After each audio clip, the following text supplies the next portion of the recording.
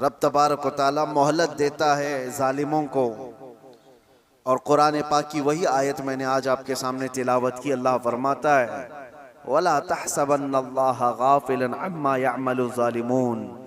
लोगो ये हरगिज गुमान मत करना कि अल्लाह तबारक व तआला जालिमों से बेखबर है। हरगिज ये मत सोचना कि वो गाफिल है अल्लाह जो कुछ जालिम कर रहे हैं इन कामों से, हरगिज नहीं। इन्नमा युअख्खिरुहुम, हाँ वो उनको ढील दिया हुआ है। लियौमिन तशख़सु फ़ीहिल अब्सार, उस दिन तक के लिए ढील दिया हुआ है जब सबकी आंखें उन्हें पहचान लेंगी और दर्दनाक तरीके से उनकी गिरफ्तारी होगी। जुल्म क्या चीज है, इसकी डेफिनेशन जरूरी है हर इंसान को मालूम होना। जुल्म आम तौर पर हम लोग ये समझते हैं कि नाइंसाफी, इनजस्टिस को जुल्म कहा जाता है और वो दूसरे के ऊपर जब भी किया जाए तो उसको जुल्म, बल्कि जुल्म आदमी अपने आप से शुरू करता है। कुरान पाक में कई जगहों पर अल्लाह ने ये बयान फरमाया कि वो बड़ा जालिम है जिसने अपनी जान पर जुल्म किया। दूसरों पर जुल्म बाद में होगा। तकरीबन इंसान अपने आप पर भी तो जुल्म कर रहा है। अपने आप पर जुल्म कैसा होगा? अपने आप पर जुल्म कैसे? अपने आप पर जुल्म ये है, जुल्म की तारीफ जो डेफिनेशन है वो ये है वदअ शै अला गैरि महल्लिही, किसी भी चीज को उसकी असली जगह से हटाकर रख देना। टोपी को अगर कोई पाँव में पहने तो उसकी जगह तो नहीं है। चप्पल को कोई सरों पर रख रहा है तो उसकी जगह तो नहीं है। ये जुल्म है। जिस चीज का जो मकाम है उसको वहां पर रखना ये इंसाफ, और उस चीज से उसे हटा देना ये जुल्म। इसको क्या कहते हैं? जुल्म। किसी भी चीज की असली हैसियत से उसको हटा देना। अब इंसान अपने आप पर जुल्म कैसे कर रहा है? अल्लाह ने तुम्हें अशरफुल मखलूकात बनाया, और अगर तुम अपने आप को जानवर की जगह रख रहे हो तो जुल्म अपने आप पे कर रहे हो। सबसे पहले तुम अपने आप पर जुल्म कर रहे हो। तुम जानवर नहीं, तुम गलाजत नहीं खाते, तुम माँ बहनों के साथ ज़िना नहीं करते, अशरफुल मखलूकात बनाए गए हो। अल्लाह ने तुम्हें अक्ल सलीम अता किया, सूझबूझ की ताकत अता किया, अच्छे बुरे में तमीज करने का सलीका दिया। ये सारी चीजें अल्लाह ने तुम्हें अता की हैं। अगर इनका इस्तेमाल ना करते हुए इंसान अपने आप को गलाजत में डालता है तो गोया कि वो जुल्म अपने आप पर कर रहा है। सबसे पहले उसने अपने आप पर जुल्म किया। जब कभी कोई गुनाहों में मुलव्विस होता है तो कुरान कहता है उसने अपने आप पर जुल्म किया है। इसीलिए तौबा के मुतालिक जब भी फरमाया गया तो यही कहा गया जिन लोगों ने अपनी जानों पर जुल्म किया है। अपनी जानों पर जुल्म करना आपको लगता होगा हैरत की बात है, कोई आदमी अपने आप पर कैसे जुल्म करेगा? जुल्म का मतलब सिर्फ वही नहीं चाकू छुरी तलवार से मार देना। जुल्म ये है अपनी हैसियत को गिरा देना। जो मकाम अल्लाह ने तुझे दिया था वो छोड़कर तुम किसी और गलाजत में पड़ गए, ये सबसे पहला जुल्म है जो हमने अपने आप के साथ किया इंसान होने के नाते। दूसरी और एक खास सिफत अल्लाह ताला ने आपको अता किया, आप इंसान होने के साथ साथ उम्मत मोहम्मदिया है। अब स्टेटस बढ़ गया है तुम्हारा, तुम्हारी जगह बढ़ गई है जिस जगह पर अल्लाह ने तुम्हें बयान किया है। कुरान में अल्लाह फरमाता है इंसान तो दुनिया में बहुत बनाए गए, करोड़ों की तादाद, लेकिन कुंतुम खैर उम्मतिन उखरिजत लिन्नास, सारे इंसानों में अल्लाह ने तुमको खैर उम्मत बनाया, सबसे बेहतरीन उम्मत बनाया। तो जो टाइटल अल्लाह ताला ने हमें दिया खैर उम्मत का, उस पर अगर तुम कायम हो तो इंसाफ कर रहे हो अपने आप के साथ, और उस टाइटल से हट करके काम कर रहे हो तो जुल्म किया अपने आप के साथ। हमने अपने आप के साथ जुल्म किया। जुल्म की शुरुआत यहाँ से होती है, फिर उसके घर में होती है। घर से जुल्म होता है, बीवी पर, बच्चों पर, उनके हुकूक को मार देना ये जुल्म है। उनके हुकूक की तलफी बहनों, भाइयों, माँ बाप, औलाद, और उसके बाद फिर ये जुल्म बढ़ता हुआ पड़ोसियों तक जाता है, पड़ोसियों के साथ जुल्म, फिर उसके बाद मुआशरे में आता है जिसमें वो जी रहा है, मोहल्ले में, और फिर जैसे जैसे उसके मकामात बढ़ते चले गए उसके साथ साथ जुल्म की शाखें भी बढ़ती चली जाती हैं। जुल्म की हजार किस्में हैं, हजार किस्में हैं। मेरे अजीजों, एक बात याद रखो, कुरान में अल्लाह ताला ने फरमाया इन्नहु ला युहिब्बुज़ ज़ालिमीन, अल्लाह ताला जालिमों को हरगिज पसंद नहीं करता। जो हद से ज्यादा बढ़ने वाले हैं वो अल्लाह को पसंद नहीं है। लेकिन लोगों ने जुल्म का कॉन्सेप्ट ये बना करके रखा है, सिर्फ मार धाड़ कत्ल करने वाला ही जालिम है। जालिम तो घर से भी शुरू हुआ है। घरों में हुकूक तलफी जिसने किया वो जालिम है।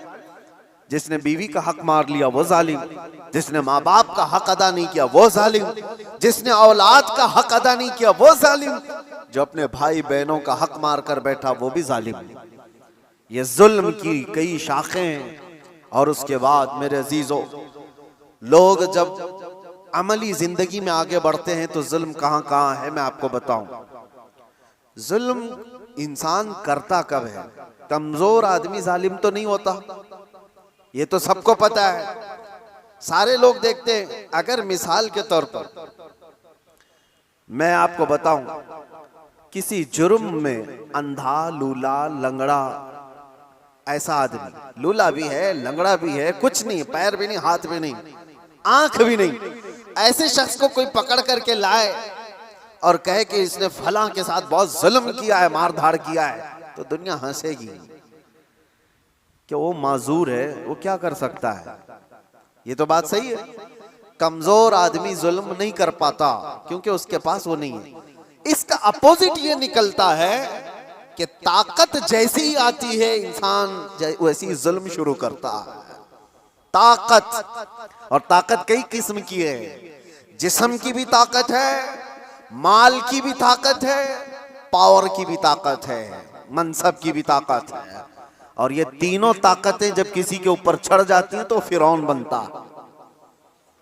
ये तीनों ताकतें, जानते हो आप, फिरौन तन्हा 1000 लोगों से लड़ सकता था। और ताकत उसकी जिस्मानी ऐसी थी कि 90 साल तक उसको बुखार भी नहीं आया, कभी सर्दी बुखार भी नहीं, कभी बीमार नहीं हुआ। ये जिस्मानी ताकत थी। माल की ताकत तो ऐसी कि आधी दुनिया के खजाने उसके थे। और पावर की ताकत ऐसी कि बादशाह आजम बना बैठा था, लोग तो उसके सामने झुकते थे। जब तीन चीजें ऐसी साथ मिल जाती हैं तो फिरौन बनने की कोशिश करता है हर आदमी। आज के दौर में भी मेरे अजीजों, ये तीन चीजें बड़ी आजमाइश के साथ आती हैं कि जुल्म से अपने आप को बचाओ। माजूर आदमी क्या जुल्म करेगा, उसके लिए वो इम्तिहान नहीं है। जो बिस्तर पर पड़ा हुआ है, जिसकी ना जिस्मानी ताकत है, ना माली पैसी ताकत है, और ना पावर उसके पास है, ऐसा आदमी क्या जुल्म करेगा? जुल्म वो करता है जिसके पास ताकत हो, और ताकत वाले के साथ इम्तिहान भी ज्यादा है। अजीजा ने गिरामी वक़ार, आज हम देख रहे हैं ताकत 3 किस्म की मैंने बताया। सबसे पहले मैं शुरुआत करता हूं जिस्मानी ताकत। जिस्मानी ताकत जब किसी के पास हो तो सबसे पहले वो मुक्का आजमाई की कोशिश करता है, हर एक पर देखता है मेरा मुक्का कितना तेज लगता है। वो ट्रायल शुरू कर चुका है। बॉडी बनाने के साथ ही उसको चाहिए ये कि किसी पर एक थप्पड़ लगा करके देख लूं कितना तेज लगता है। उसकी जिस्मानी ताकत का वह इस्तेमाल शुरू कर चुका है। मैं आपको बताऊं, जिस्मानी ताकत में मेरे अजीजों हैदर कर्रार को कौन पहुंच सकता है? जो शेरे खुदा, फातह खैबर, मुश्किल कुशा सैयदना अली इब्न अबी तालिब करमल्लाहु वजहुल करीम, उस जमाने के 40 सहाबा जो दरवाजा उठा नहीं पा रहे थे, तन्हा हजरत अली ने एक हाथ से उठाकर फेंक दिया था। जिनकी ताकत का यह अंदाजा करो, हैदर कर्रार की जिस्मानी ताकत को सारी ये सब नहीं पहुंच सकते काजू बादाम वाले।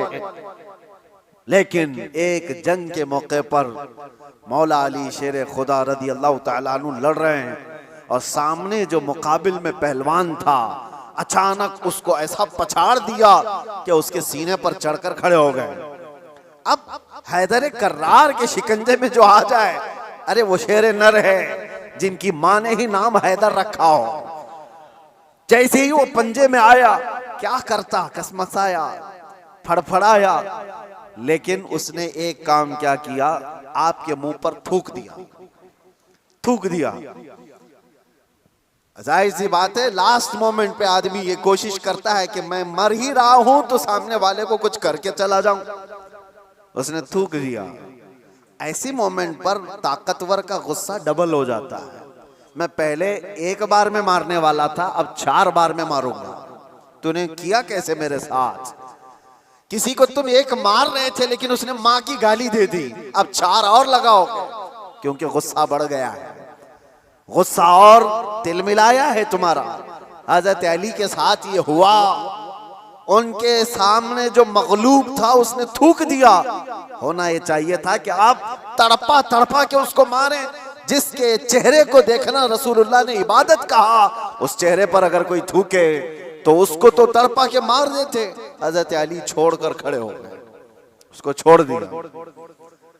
मारने का था, छोड़ दिया, खड़े हो गए, कहा जा।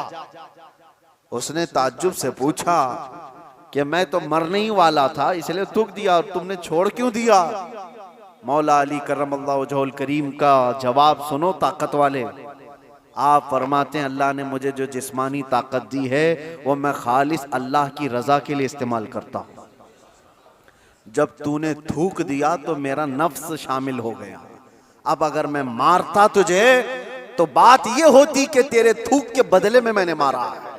मैं तुझे मुझ पर थूकने के बदले नहीं मार रहा था, तो अल्लाह और उसके रसूल का दुश्मन है इसलिए मार रहा था, और ये नफ्स शामिल हो गया इसलिए मैंने छोड़ दिया।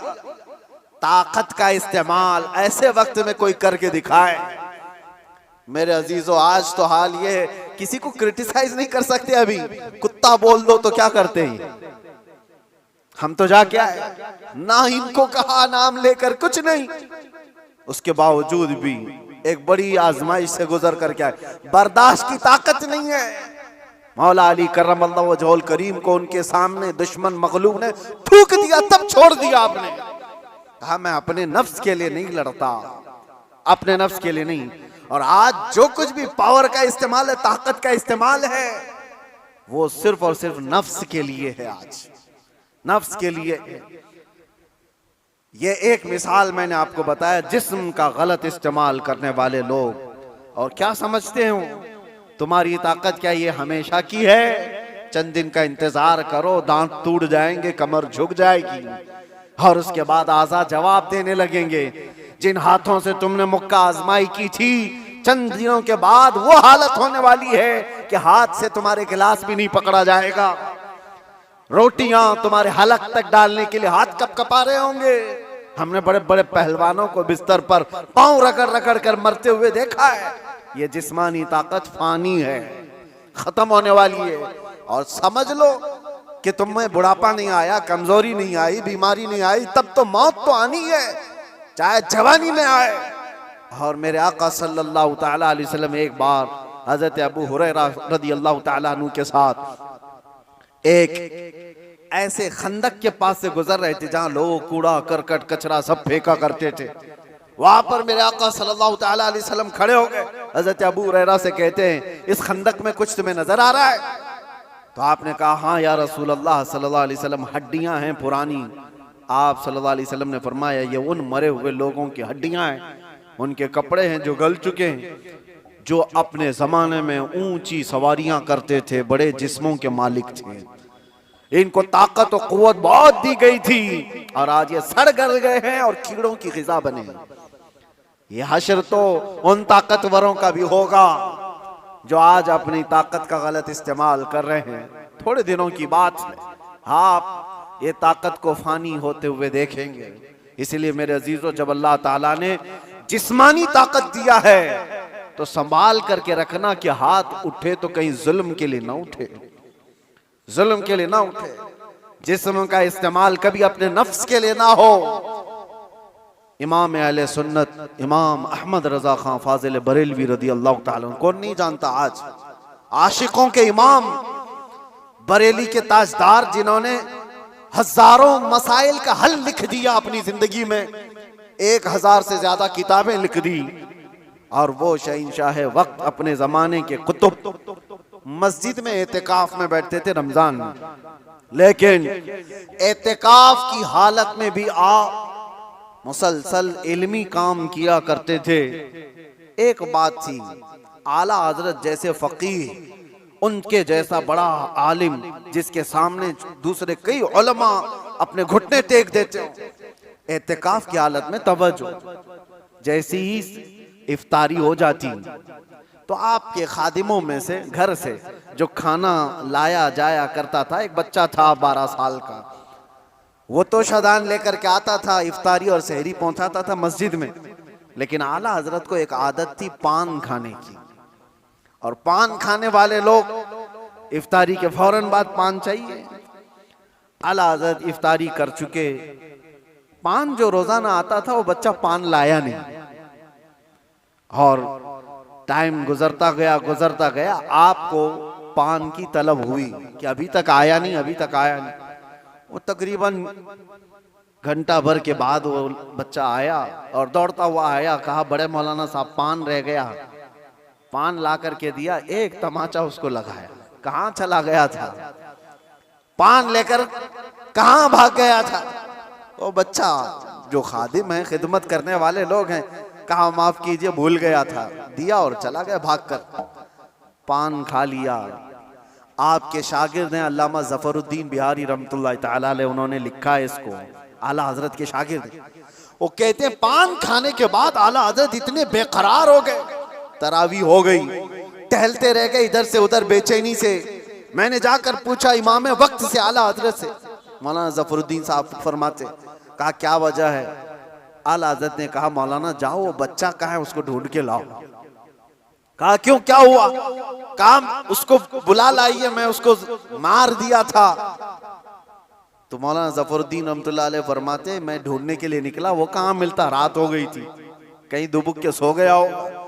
लेकिन आला हजरत ने रात भर ढूंढने लगवाया, जो भी शागिर्द आए उससे कहो बच्चे को ढूंढ लाओ जो खाना लाता है हमारा। वो कहीं मिला ही नहीं। रात भर आप सोए ही नहीं, मस्जिद में टहलते रहे बेकरारी के साथ। सहरी का वक्त हुआ तो तोशादार लेकर बच्चा आ गया, उसकी ड्यूटी थी। वो जैसे ही आया, आला हजरत लपक कर दरवाजे पर जाते और जाकर तोशा उसके हाथ से लिया, रख दिया और घुटने टेक कर जमीन पर बैठ गए।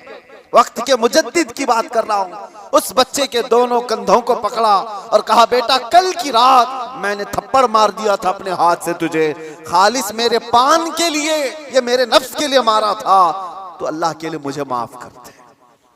वक्त का इमाम अब छोटे बच्चे से कह रहा है मुझे माफ कर दे।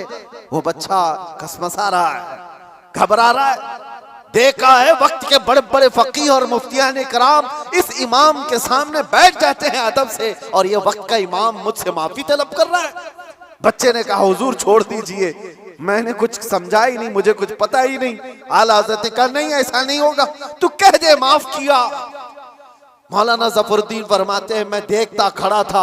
आला हज़रत कह रहे हैं कल क़यामत के दिन अगर रसूलुल्लाह सल्लल्लाहु अलैहि वसल्लम ने मुझसे पूछा ऐ अहमद रज़ा क्या तेरे अंदर अल्लाह ने ताकत इसलिए दी थी कि तू अपने पान के लिए छोटे बच्चे पर हाथ मारे, मैं क्या जवाब दूंगा उस दिन क़यामत के दिन। आला हज़रत उसको पकड़ करके थाम रहे, तो उस बच्चे ने कहा कि ठीक है मैं माफ कर दिया। आला हज़रत कहते हैं बच्चों को इख्तियार नहीं है माफ करने का, बच्चों को मसाइल है, वो मालिक नहीं है। हाँ आपने कहा, अपने सर से टोपी उतारी और कहा जैसे कल मैंने तुझे मारा था वैसे तू भी मुझे मार, बराबर हो जाए मामला। उसका हाथ कांपने लग गया। वक्त का मुजद्दिद कह रहा है आला हज़रत अपनी टोपी उतार कर रख दिए। बच्चा जब नहीं मारने लगा आपने खुद उसका हाथ पकड़ा और हाथ पकड़ करके अपने सर पर मारने लग गए।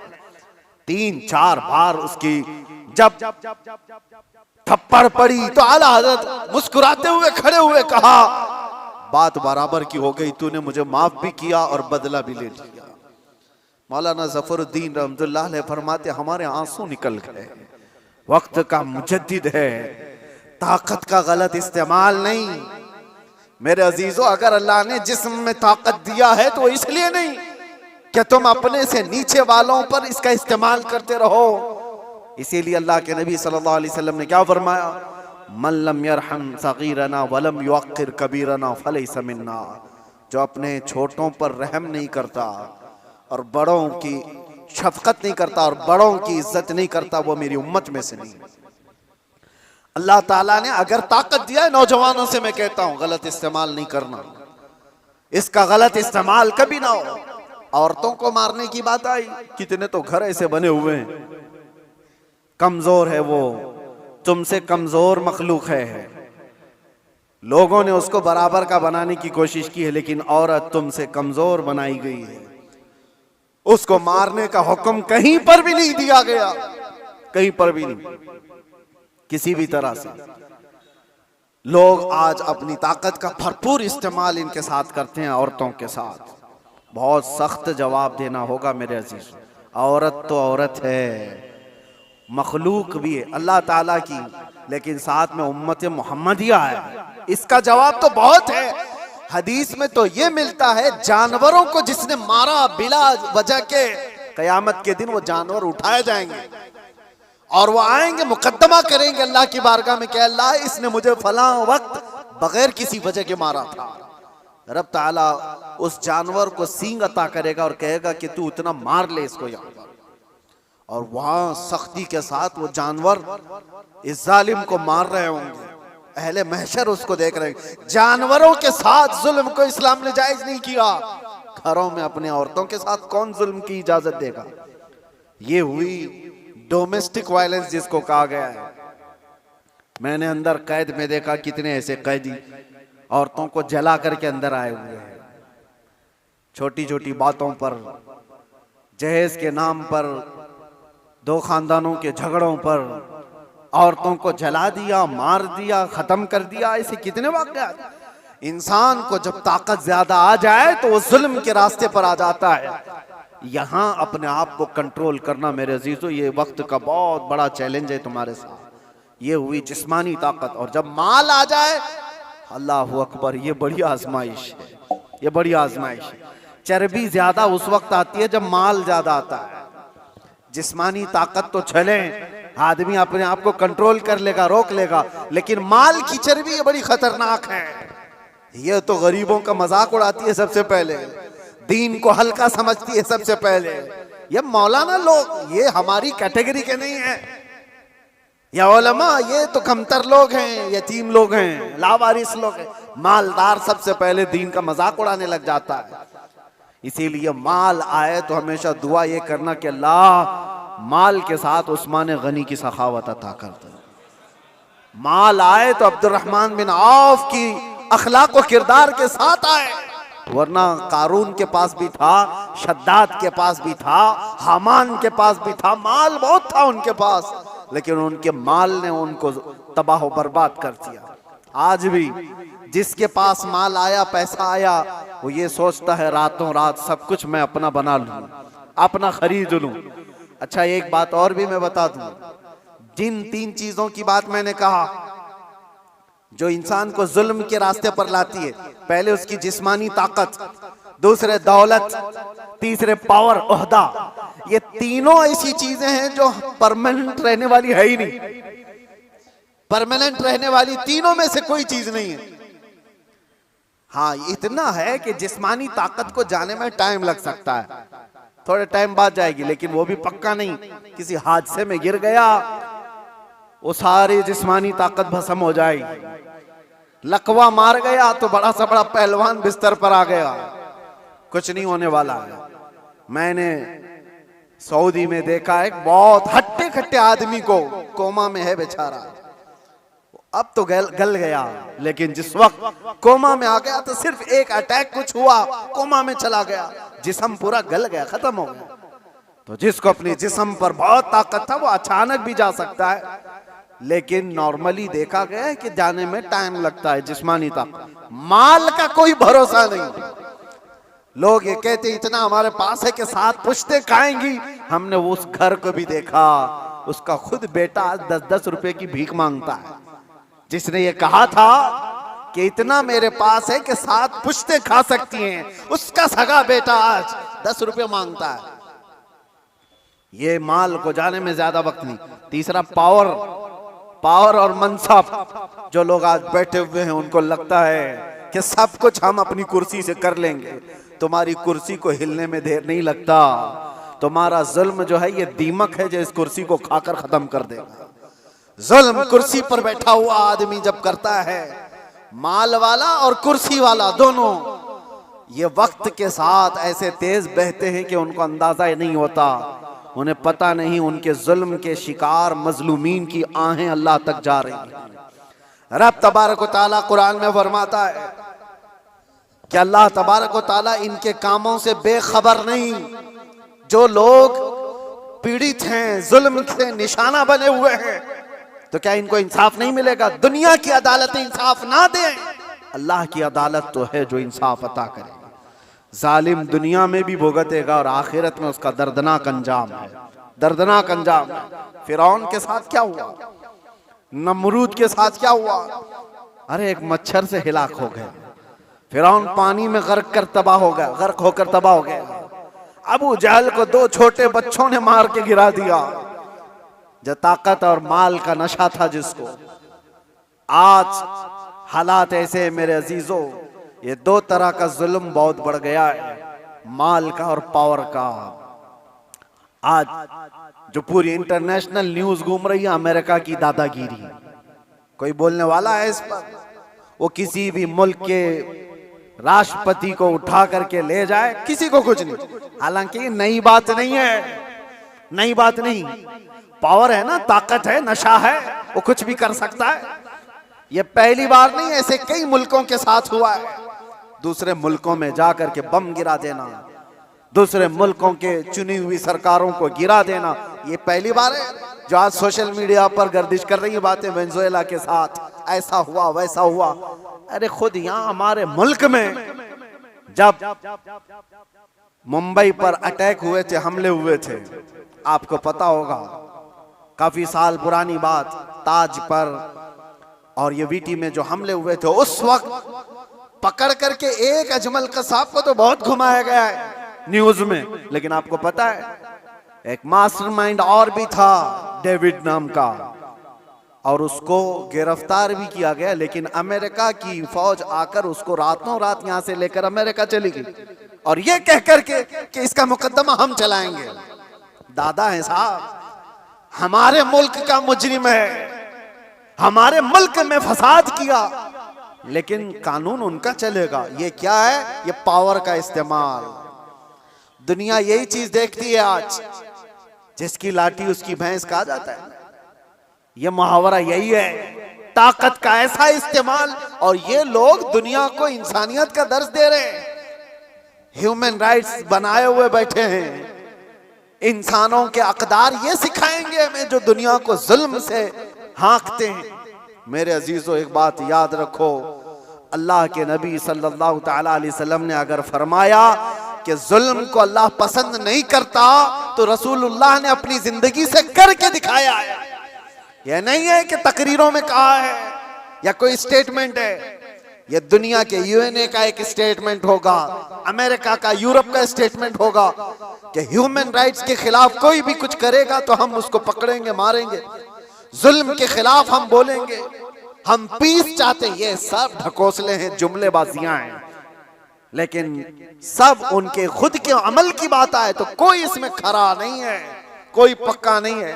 लेकिन आओ बारगाह रिसालत मुआब सल्लल्लाहु अलैहि वसल्लम, अल्लाह के नबी सल्लल्लाहु तआला अलैहि वसल्लम जब फरमाते हैं कि जुल्म जायज नहीं, तो मस्जिद नबवी का वो माहौल है, सहाबा बैठे, हुजूर ने फरमाया ये मेरे आखिरी वक्त होंगे, मैं दुनिया से जा रहा हूं, मफहूम मैं बता रहा हूं, इसके बाद हो सकता है तुमसे मुलाकात ना हो, लेकिन तुम में से किसी पर भी कोई हक मेरा बाकी रहे या मुझ पर किसी का हक बाकी है तो खड़ा हो और मुझसे सवाल करे। हुजूर ने फरमाया, और एक साहबी खड़े हो गए, कहा या रसूलुल्लाह आप पर मेरा एक हक है। कहा क्या है? फला जंग में जब जा रहे थे आप सफ़ें सीधी कर रहे थे, मैं थोड़ा बाहर आ गया था, आपने छड़ी से मुझे मार दिया था, मैं बदला लेना चाहता हूं, आप पर मेरा हक है।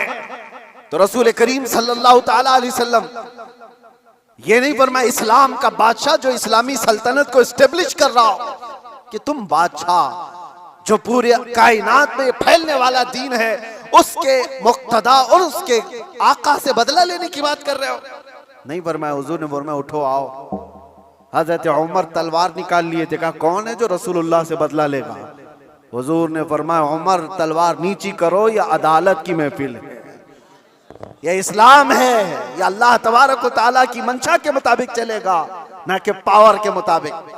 पावर तुम्हारे पास है, इख्तियार तुम्हारे पास है। हुजूर ने फरमाया आ जाओ। वो सहाबी आए, लेकिन उन्होंने ये भी तकाजा किया कि या रसूल अल्लाह, जिस वक्त आपने मारा था मेरे जिस्म पर जुब्बा नहीं था, मैं नंगी पीठ था, आपने मार दिया था, मैं चाहता हूं आप भी अपना जुब्बा उतार दीजिए।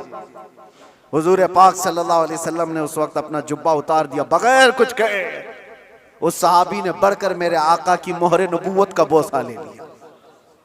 दोनों कंधों के बीच हुजूर के एक ऐसी मोहरे नबूवत थी जो सूरज से ज्यादा चमकती थी। ये निशानी थी मेरे आका के खातमुन नबीन की, खत्म नबूवत की मोहर। उस सहाबी ने बोसा ले लिया और कहा बदला हो गया मेरा ये। लेकिन अल्लाह के नबी सल्लल्लाहु अलैहि वसल्लम ने अपने आप को पेश तो किया है, कोई किसी के सामने ये गट्स तो बताए कोई। अरे आज का कोई भी नेता खड़ा होकर के कह दे किसी पर कोई हक बाकी है तो पूरे घर निकल आएंगे। हाँ, सबका तो खा के बैठा हुआ है छोटी छोटी चीजों के लिए। अब तो देखें लोग फिर भी संभलते नहीं है। मुझे हैरत इस बात की होती है, ये जो अभी इलेक्शन आ रहे हैं, सारे नेता तो बाहर निकले होंगे, सब तुम्हारे पास अपनी अपनी कहानियां लेकर, लेकिन इनके पिछले जुल्म तो याद नहीं है, लोगों को भूल जाते हैं।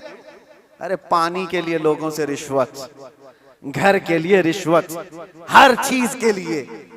ये मखलूक के साथ जो जुल्म करके कुर्सी संभालते हैं, इनका जब वक्त आए तो मेरे अजीजों तुम्हें भी तो अपने पावर का इस्तेमाल करना चाहिए। एक बात याद रखो, इमाम हुसैन का ये जुमला है, आपने फरमाया था कि मेरे नजदीक जालिम वो नहीं जो किसी को मारता है, जालिम वो भी है जो उसके जुल्म को देखकर खामोश रहता है, आवाज नहीं उठाता।